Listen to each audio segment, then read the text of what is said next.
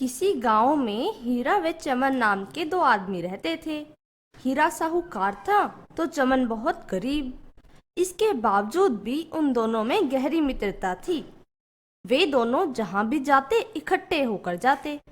उन दोनों के खेत भी पास पास ही थे। मुश्किल के समय एक दूसरे को मदद करने को दोनों हमेशा तैयार रहते। एक दिन न जाने किस बात को लेकर उन दोनों में झगड़ा हो जाता है और उन दोनों की दोस्ती भी टूट जाती है। अब वे दोनों कभी भी एक दूसरे से बात नहीं करते। एक दिन चमन बहुत उदास बैठा था। उसके पास श्याम नाम का एक आदमी आता है और उसकी उदासी का कारण पूछता है। अरे चमन भाई, बहुत उदास बैठे हो, क्या बात है?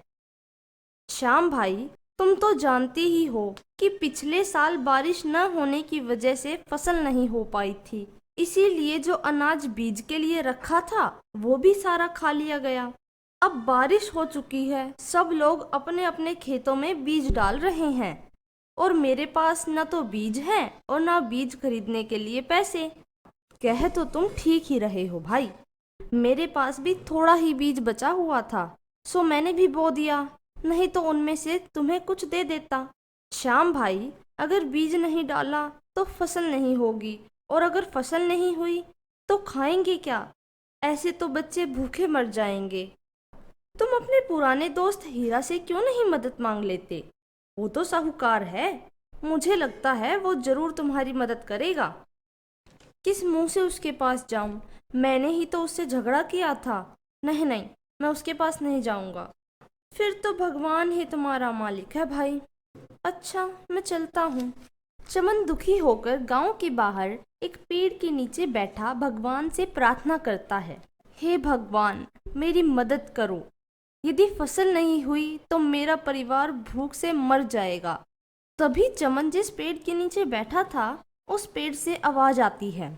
चिंता न करो चमन, सब ठीक हो जाएगा। कौन बोला? मैं पेड़ बोल रहा हूँ। अरे क्यों मेरे साथ मजाक कर रहे हो? भला पेड़ भी कभी बोलते हैं? कल सुबह सूरज निकलने से पहले तुम यहाँ आ जाना, तुम्हारी सारी समस्याएं मिट जाएंगी। चमन दुखी होकर घर चला आता है, ये सोचकर कि उसके साथ जरूर किसी ने मजाक किया है। भला पेड़ भी कभी बातें कर सकती हैं? घर आकर ये सारी बात चमन ने अपनी पत्नी को बताई। चमन की पत्नी ने चमन से कहा, हमारे पास कोई और रास्ता भी तो नहीं है। मुझे लगता है कल आपको वहां पर जाना चाहिए। कैसी बातें कर रही हो? भला पेड़ भी कभी बात कर सकता है? जरूर किसी ने मेरे साथ मजाक किया होगा। फिर भी मेरा मन कहता है कि तुम्हें वहां पर जाना चाहिए। अच्छा ठीक है, तुम कहती हो तो मैं चला जाऊंगा तुम्हारा मन रखने के लिए। अगले दिन सुबह सुबह पत्नी के कहने से चमन उस पेड़ के पास चला जाता है। लेकिन जैसे ही वह पेड़ के पास पहुंचा, उसकी आंखें खुली की खुली रह गई। पेड़ पैसों से लदा पड़ा था। ये क्या? ये तो चमत्कार हो गया। पेड़ पर फल लगते तो देखा था, पर पहली बार पैसे लगते देख रहा हूँ। चमन, तुम बहुत मेहनती और ईमानदार हो, इसीलिए मैं तुम्हारी ईमानदारी से खुश होकर तुम्हारी मदद कर रहा हूँ। इस पैसों से खेत में बीज भी डाल लो और जब तक फसल नहीं होती तब तक तुम्हारा खाने का काम भी चल जाएगा। मुझे तो आप पर विश्वास ही नहीं हो रहा था। मुझे माफ कर दो। आपका बहुत बहुत धन्यवाद पेड़ जी, जो आपने मेरे इस बुरे वक्त में मेरी सहायता की। फिर चमन वो सारे पैसे लेकर घर आ जाता है। अरे तुम तो ठीक कह रही थी, ये देखो, पेड़ पर तो फलों की जगह पैसे लगे हुए थे। पहले तो हम लोग एक ही खेत में फसल उगाते थे, लेकिन अब हमारे पास इतने पैसे हैं कि हम अपने तीनों खेतों में फसल उगा सकते हैं। हाँ, तुम ठीक कहते हो, अब हम ऐसा ही करेंगे। फिर चमन उन पैसों से बीज लाकर अपने तीनों खेतों में बीज बो देता है और अब की बार उसकी फसल बहुत अच्छी होती है। एक दिन चमन अपनी फसल देखने के लिए खेत पर जाता है। वहां उसके पास श्याम आता है। अरे चमन भाई, कैसे हो? अब की बार तो तुम्हारी ही सबसे अच्छी फसल हुई है और अब की बार तो तुमने अपने तीनों खेतों में फसल उगा ली। हाँ श्याम भाई, अब मालिक की दया है। सही समय पर भगवान ने मेरी मदद की, तभी तो इतनी अच्छी फसल हो पाई। चमन भाई, भगवान का धन्यवाद तो करो ही, और साथ साथ अपने पुराने मित्र हीरा का भी धन्यवाद करो। हीरा का धन्यवाद? उस दिन जब तुम पेड़ के नीचे दुखी होकर बैठे थे, तब तुम्हारी सारी बातें हीरा ने सुन ली थी।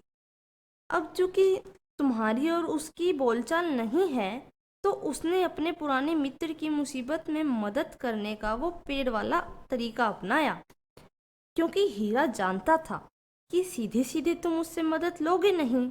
ये तुम क्या कह रहे हो भाई? ये बात तुम्हें कैसे पता? जब तुम पेड़ के नीचे बैठे थे ना, तो पेड़ के पीछे हीरा पेड़ बनकर तुमसे बातें कर रहा था, तो मैंने छिपकर ये सारा नज़ारा देख लिया था। तुम सही कह रहे हो श्याम भाई, हीरा बहुत महान है। मैं ही मूर्ख हूँ जो अपने इतने अच्छे दोस्त से झगड़ा कर बैठा। मैं आज ही अपनी गलती की अपने पुराने मित्र से क्षमा मांगता हूँ और मदद करने के लिए उसका धन्यवाद करूँगा। चमन भाई, शुभ काम में देरी कैसी, देखो भी यहीं पर आ रहा है। हीरा भाई, मुझे माफ़ कर दो। मैंने बेवजह आपसे झगड़ा किया। झगड़ा होने पर भी तुमने मेरी इतनी मदद की, इसके लिए तुम्हारा बहुत बहुत धन्यवाद। मैं फसल बेचकर तुम्हारा सारा पैसा चुका दूंगा। इसकी कोई ज़रूरत नहीं है। दोस्ती में माफ़ी और धन्यवाद शब्दों को बीच में नहीं लाते। हम मित्र हैं, मित्र थे और मित्र रहेंगे।